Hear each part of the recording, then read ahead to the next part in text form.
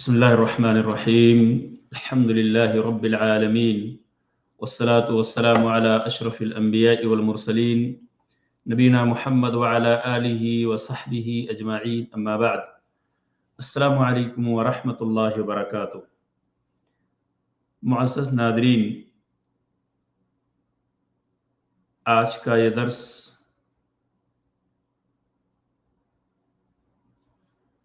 سلسلے فتاوی اسلامیہ کا 29واں درس ہے.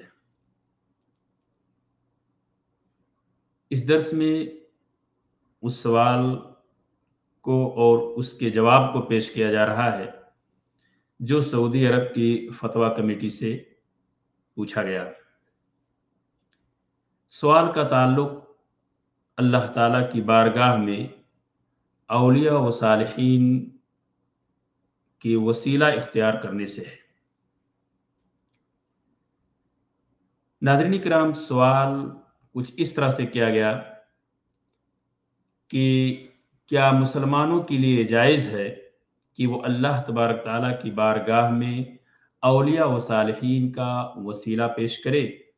مجھے بعض علماء کا یہ قول معلوم ہوا ہے کہ اولیاء کے ساتھ وسیلہ پکڑنے میں کوئی حرج نہیں ہے، کیونکہ دعا تو اللہ تعالیٰ ہی سے ہوتی ہے، جبکہ اس کے برعکس بعض علماء اس کے خلاف ہیں. اس مسئلہ میں شریعت کا حکم کیا ہے؟ یہ ہے سوال.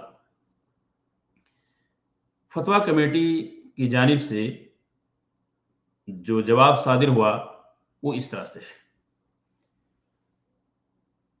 ولی ہر وہ شخص ہے جو اللہ تبارک تعالیٰ پر ایمان لائے، اس سے ڈرے اور اللہ تعالیٰ نے جو حکم دیا ہے اسے بجا لائے، اور جن چیزوں سے منع کیا ہے اس سے رک جائے.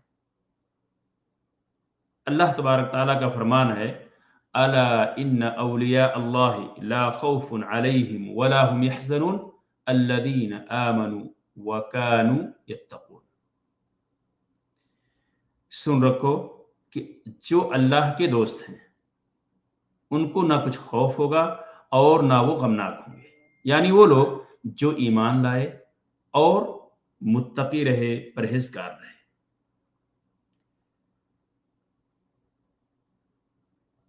اس جواب کو مطول اور مفصل انداز میں دیا گیا.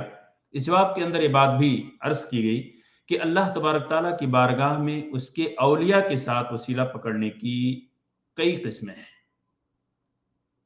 انہی اقسام میں سے ہے کہ انسان کسی زندہ ولی سے یہ مطالبہ کرے کہ وہ اس کے لیے کشادگی رزق، بیماری سے شفایابی، ہدایت، توفیق کی اللہ تعالیٰ سے دعا کرے. تو یہ جائز ہے. جیسا کہ بارش نہ ہونے کی وجہ سے صحابہ کرام رضوان اللہ علیہ مجمعین نے نبی اکرم صلی اللہ علیہ وسلم سے یہ مطالبہ کیا تھا کہ آپ بارش کے لیے دعا فرمائیں. چنانچہ آپ صلی اللہ علیہ وسلم نے اللہ تبارک تعالیٰ سے بارش کے لیے دعا فرمائی. اللہ تعالیٰ نے آپ کی دعا کو شرف قبولیت سے نوازا اور بارش نازل ہوئی. یہ بھی ایک وسیلہ ہے. اور اسی طرح، اور وہ بھی آپ صلی اللہ علیہ وسلم کی زندگی میں، اس چیز کا آپ کو خیال رہنا چاہیے.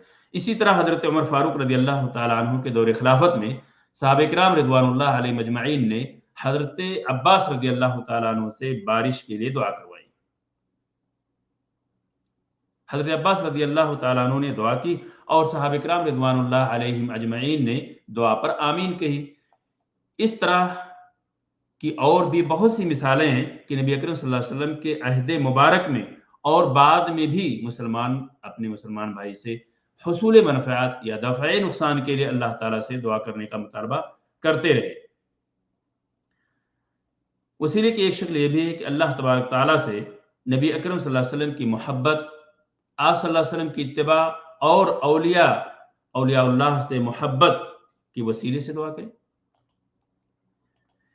تو اور دعا کرے اور کہے کہ اے اللہ، مجھے تیرے نبی سے جو محبت ہے اور میں آپ صلی اللہ علیہ وسلم کی جو اتباع کرتا ہوں، اور مجھے تیرے اولیاء سے جو محبت ہے اس کے وسیلے سے تجھ سے یہ دعا کرتا ہوں، تو مجھے یہ چیز عطا فرما دے. تو یہ بھی جائز ہے.